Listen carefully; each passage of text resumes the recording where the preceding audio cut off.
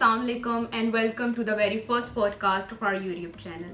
Here we do have Mr. Tayyab Hussain Siddiqui, who is an RJ but a struggler as well. Mr. Tayyab Hussain Siddiqui, would you like to share your struggle with us? जी हाँ ज़रूर। मैं आपका बहुत शुक्रिया, आपने आज मुझे इस यहाँ के लिए मुंतखब किया और इंतखाब किया एक अच्छी नशिस्त का कि हम बात कर सकें और देखने वालों को कुछ बता सकें, समझा सकें कि ज़िंदगी में स्ट्रगल कैसे होती है। तो सबसे पहले आप सबका बहुत शुक्रिया। Thank you so much for being here and giving us a chance to interview you. Thank you very much. Sir, आपके नज़दीक आर्ट या स्ट्रगल किस चीज़ का नाम है? मेरे नज़दीक स्ट्रगल जो है कभी हिम्मत ना हारने का नाम है।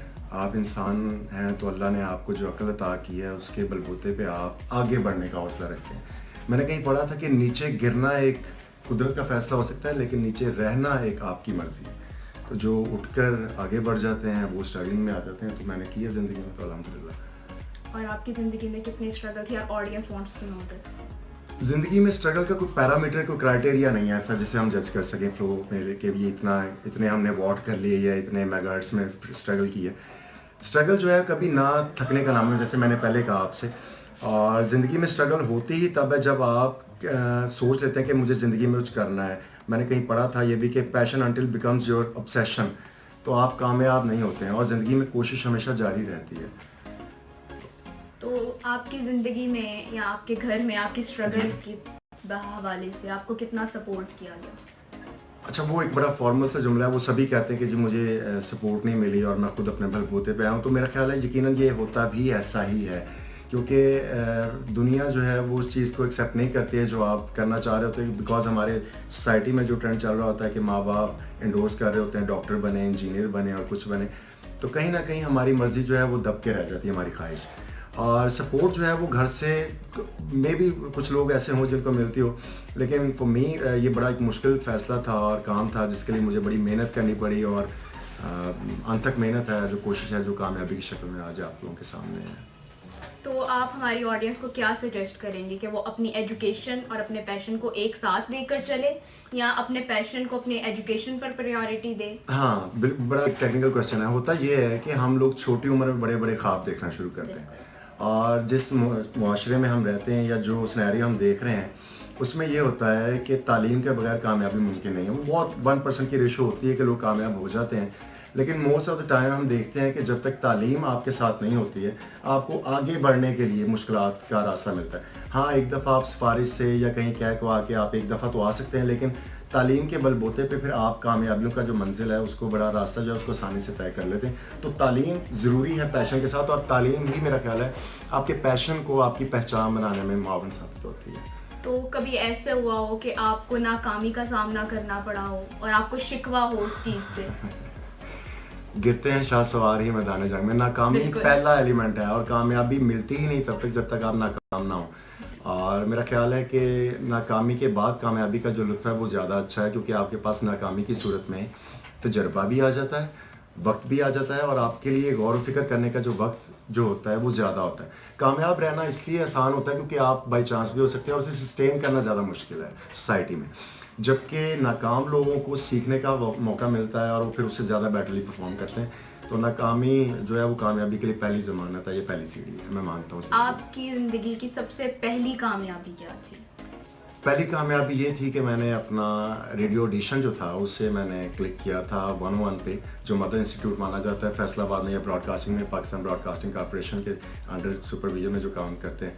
तो वहाँ पे सिलेक्ट हो जाना एक सबसे बड़ी कामयाबी थी। क्राइटेरिया इतना टफ होता है वहाँ का, और सिलेक्शन का क्राइटेरिया तो बहुत सारे लोग जानते हैं, देखने वाले सुनने वाले, कि लाखों में लोग होते हैं जिनमें से हज़ारों में कैंडिडेट्स आते हैं, उसमें सिलेक्शन होती है, वॉइस ओवर्स होते हैं, और तब जाके तो वो एक मेगा चेंज था जिसने मुझे सोचने पे मजबूर कर दिया कि नहीं, मैं इस चीज़ के लिए बना हूँ और मुझे फिर ये करना है हर सूरत में।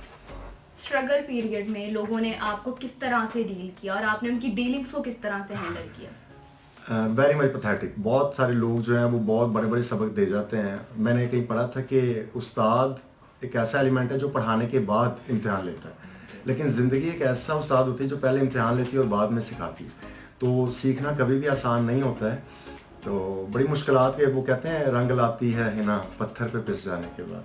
तो मेरा ख्याल है ये जो कह सकते हैं आप इसको सही तर्जुमा नहीं करता है जज्बात की। अब आप जिस पोजीशन पर इस टाइम खड़े हैं, लोग आपको मिलते हैं और अपनी चाहत का इजहार बिल्कुल, करते हैं, आपको बिल्कुल। कैसा महसूस होता है? बड़ा अच्छा लगता है जब कोई स्टूडियो में मिलने आते हैं, जब हम शो कर रहे होते हैं, कॉलेजेस में आते हैं या जहाँ पे लोग नाम से वाकिफ़ हैं, चेहरे से वाकिफ़ हैं, तो अच्छा लगता है कि इज़्ज़त मिल रही है और फिर ये याद आता है कि यार आज हम जिस मकाम पे पहुँचे हैं, इसके लिए 16-17 साल की, 13-14 साल की बड़ी सख्त एफ़र्ट्स हैं।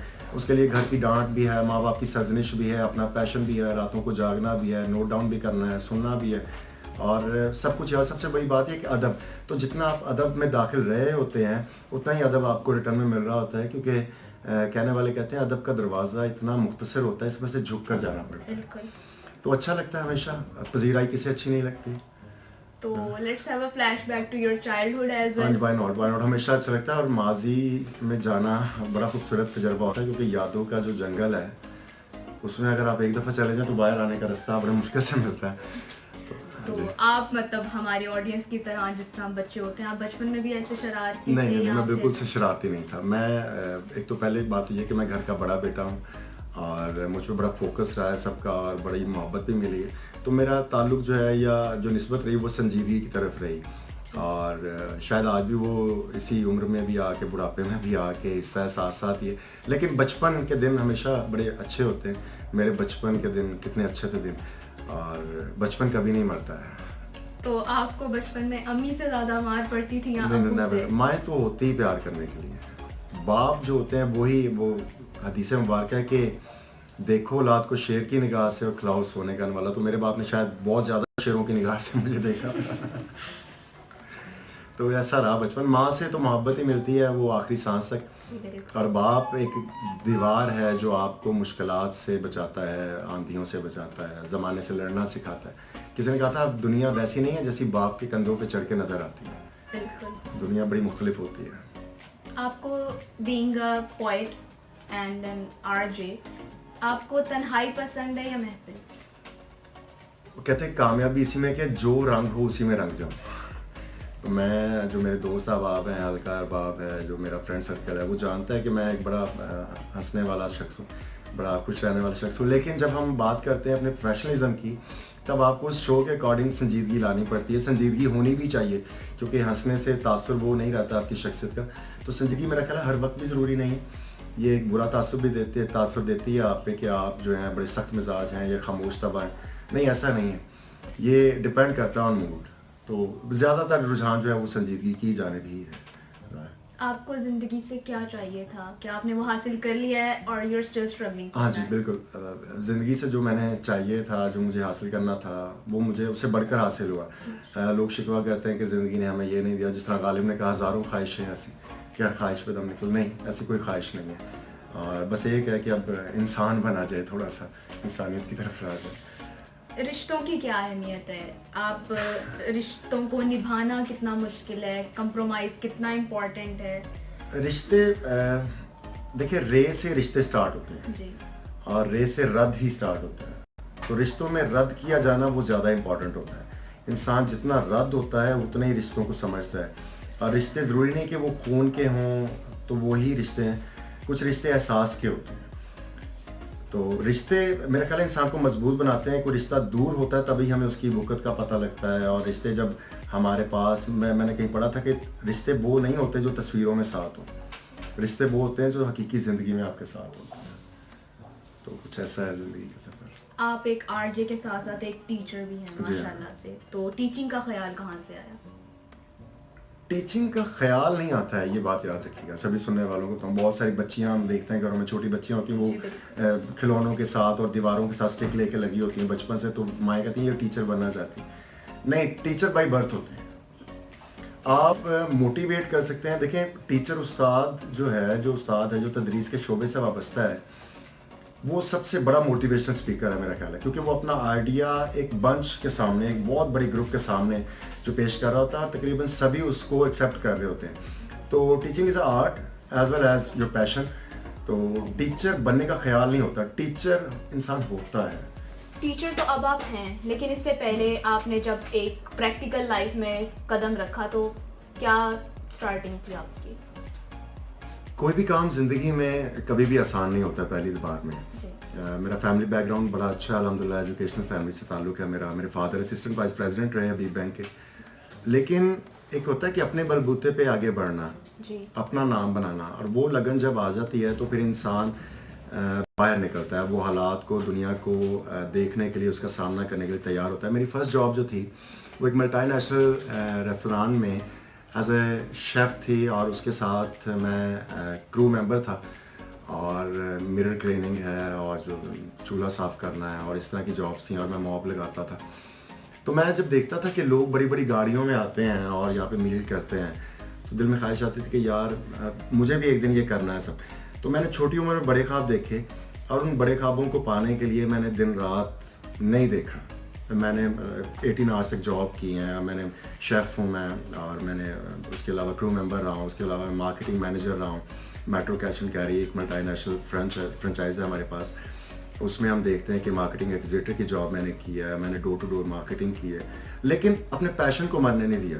क्योंकि मैंने पढ़ा था कि ज़िंदगी में कामयाब वही लोग हुए हैं जिन्होंने सिफर से स्टार्ट किया, ज़ीरो से स्टार्ट किया। जो गोल्डन स्पून के साथ पैदा होते हैं, मेरा ख्याल है वो चीज़ों की वर्थ को वैसे नहीं कैरी कर पाते जैसे कि वो होती हैं।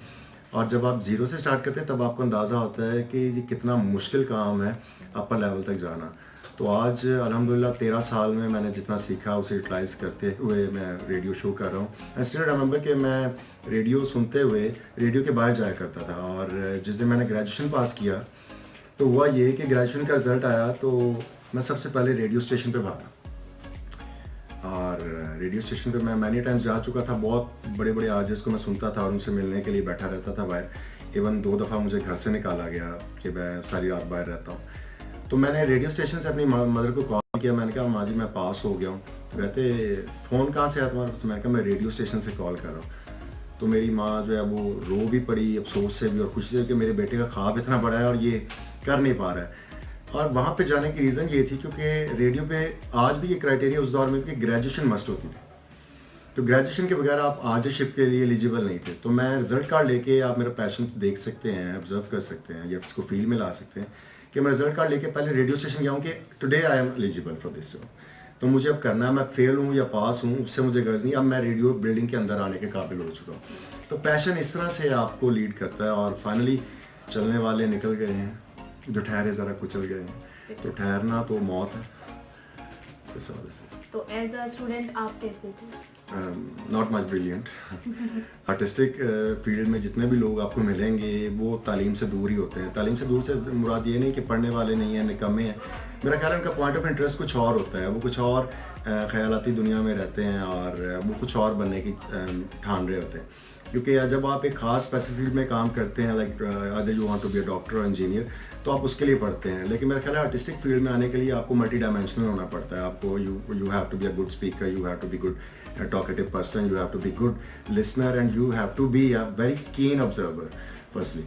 तो उसके बाद कहीं जाके एक सम अप करके आप एक आरजे की फॉर्म में आप सामने आते हैं। अगर आप अपनी ज़िंदगी में से कोई इवेंट, कोई फेज इरेज करने का मौका आपको दिया जाए तो आप किसे इरेज करेंगे?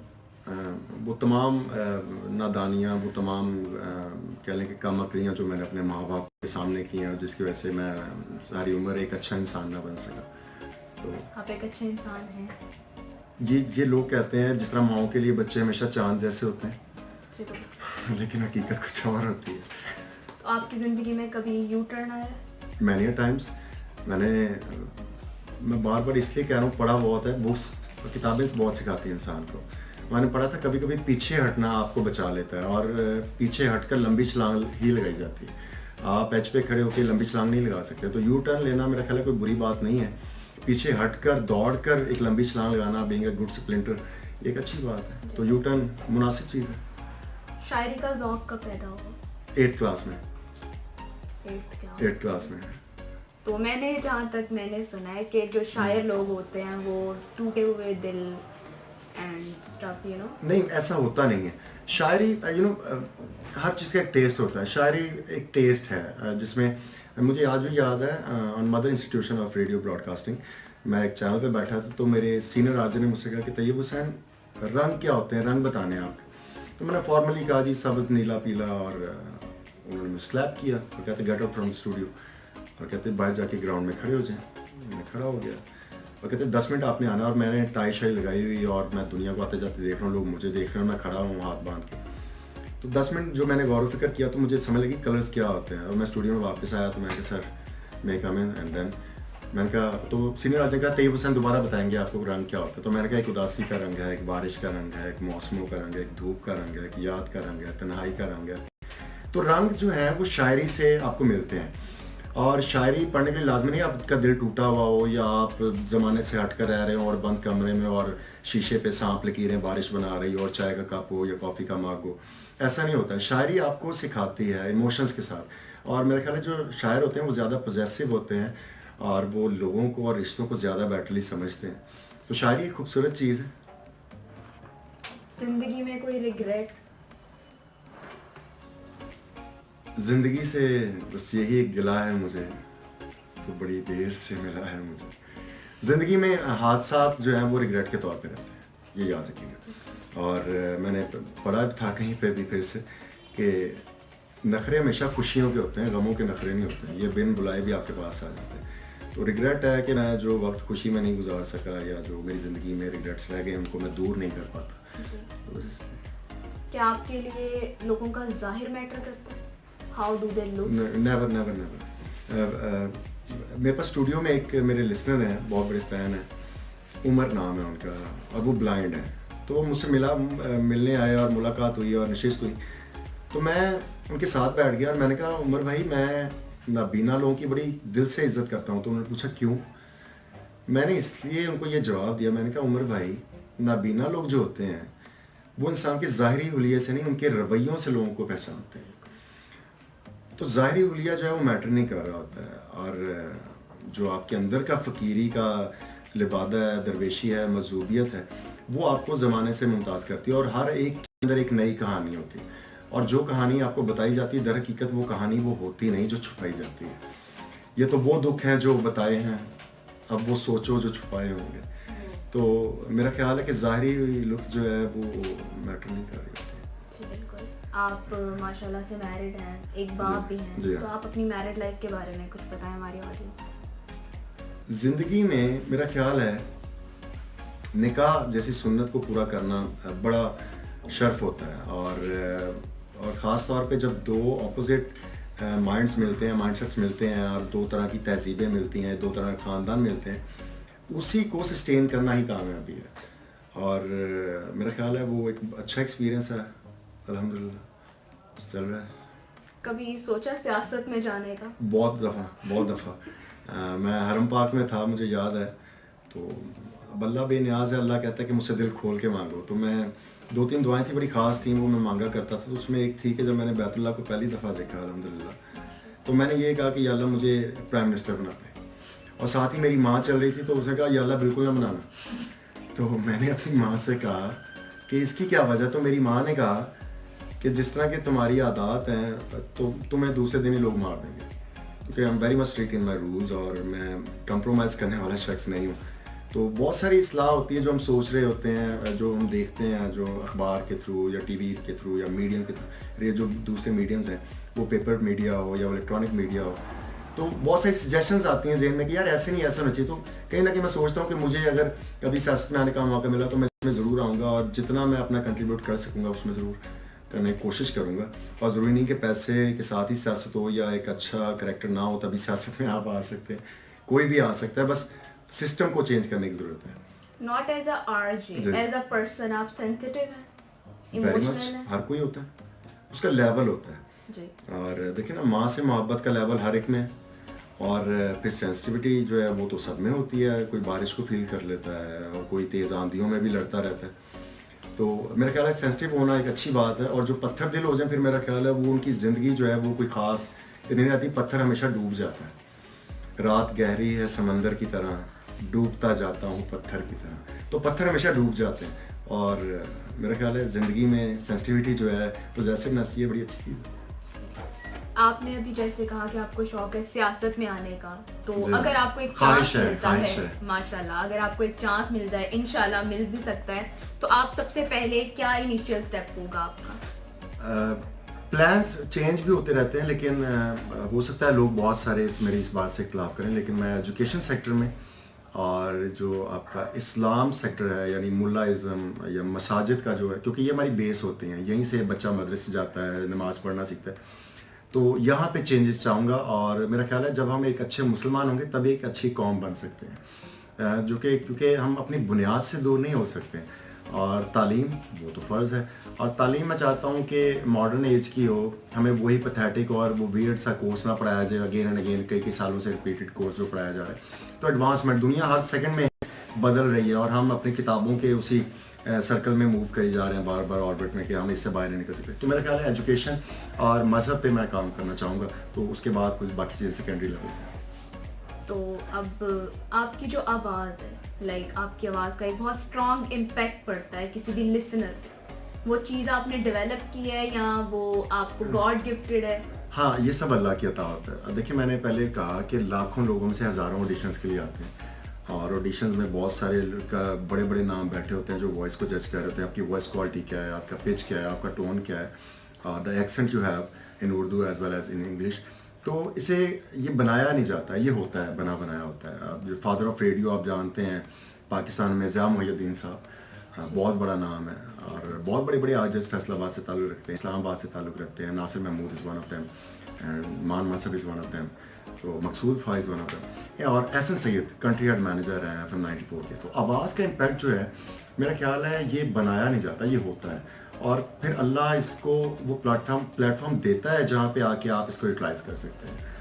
अभी आपने मुझे बताया कि आपकी आवाज़ का एक जो इम्पैक्ट होता है लोगों पर, एज वेल एज आपके अल्फाज अगले बंदे पर किस कदर असरअंदाज हो सकते हैं? किस कदर का अगर हम सोचें तो मुझे मैं दो तरह से इसको बयान करता हूँ। मेरे एक लिसनर थी जिन्होंने मुझे कॉल की, और मैं शो कर रहा था, तो उन्होंने कहा कि ये मेरा आखिरी शो है ज़िंदगी का, और कुछ देर बाद मैं सुसाइड करने लगी हूँ, मैं आपको अपना नंबर दे रही हूँ और आपको घर का एड्रेस भी सेंड कर रही हूँ, और आप ठीक 10 मिनट बाद आ सकते हैं। फेडअप थी कुछ लड़की की, तो मैंने कहा नहीं, आप पहले मेरा शो सुने, उसके बाद आप सुसाइड का सोचेंगे। और शो के बाद जो ही मैं ख़त्म हुआ, तो मैं बड़ा इस तजस्सुस में था कि पता नहीं लड़की ने क्या किया, और तकरीबन 1.5 घंटे बाद उस लड़की की कॉल आई, कहती मैंने सुसाइड का जो इरादा किया था वो छोड़ दिया है, क्योंकि मुझे शो से मोटिवेशन मिली। और मैं बड़ी जगह पे इसे डिस्कस करता हूँ कि मैंने ज़िंदगी में कम से कम एक शख्स की जान बचाई है। और बाद में मेरी उस लड़की से, उस फ़ैन से मुलाकात हुई, वो स्टूडियो में आई मुलाकात करने मुझसे, और वो बिल्कुल बदल चुकी थी। और जहाँ तक ये है कि अल्फाज का तासुर कैसा होता है, तो लफ्ज़ों के दांत नहीं होते हैं, ये काट लेते हैं। तो किसी ने कहा था ज़रा अल्फाज के नाखून तराशो, बहुत चुभने लगे हैं आजकल। ऐसे होता है कि आपके अल्फाज अगले बंदे को मोटिवेट भी कर देते हैं और कभी कभी अगले बंदे को एक नेगेटिव इम्पैक्ट दे देते हैं। हाँ, ये इस होता लिहाज है, से आप क्या कहें? ये होता है, क्योंकि देखें, एक घर में पैदा होने वाले बहन भाई भी एक जैसे नहीं होते हैं, हमारे फिंगरप्रिंट्स एक जैसे नहीं होते हैं, हमारे माइंडसेट्स एक जैसे नहीं होते। तो एक लफ्ज़ जो किसी के लिए एक वक्त में बहुत अच्छा है, वो हो सकता है वो दूसरे वक्त में साइमल्टेनियसली किसी के लिए बुरा भी हो। तो ये कुछ तयशुदा बात नहीं होती है, लेकिन कोशिश तो यही रहती है, होनी भी चाहिए, कि हम अच्छा तासुर दें, पॉजिटिव इम्पैक्ट दे सकें, ताकि सुनने वाला हमारी बात को समझ सके। और रेडियो पे देखें, आवाज़ ही है, चेहरा नहीं है। आपने आवाज़ के बलबूते पे ही दूसरे को इम्पैक्ट देना होता है, कि आप जो समझाना चाह रहे हैं, बताना चाह रहे हैं, आप किस तरह बुला सकते हैं, किस तरह से आ सकते हैं। तो मेरा ख्याल है ये एक ज़्यादा अच्छी बात है कि आप अपने अल्फाज के साथ खेलना जानते हो। शायर भी तो खेलते हैं, वर्ड्स की जो पोइट्री है, या पोइट्री को आर्ट कहा जाता है, आर्ट ऑफ वर्ड्स। तो मेरा ख्याल है अल्फाज की इंपॉर्टेंस है। और अगर मैं बात करूं साउंड्स क्या होते हैं, मेरा ख्याल है कि कायनात जब बनी तो सबसे पहला साउंड जो आया वो कौन का ही था, आवाज़ के ज़रिए दुनिया बनी। और मेरा ख्याल है कि जो दुनिया का इख्तिताम होगा वो भी साउंड पे ही होगा, वो जब बिगल एक बजाया जाएगा, सूर फूंका जाएगा, तो आवाज़ ही बाकी रह जाती है। हम कहीं इन्वॉल्व हो जाते हैं या हम डिसॉल्व हो जाते हैं, कुछ ऐसा है। तो आवाज़ का तासुर जो है वो कायम रहता है। दिल क्या है ख्वाहिशात का मजमूआ है। और दिल का टूटना क्या है? दिल टूटता नहीं है, हमारी उम्मीद टूटती है। दिल इसलिए नहीं टूटता क्योंकि दिल में गुंजाइश बहुत है।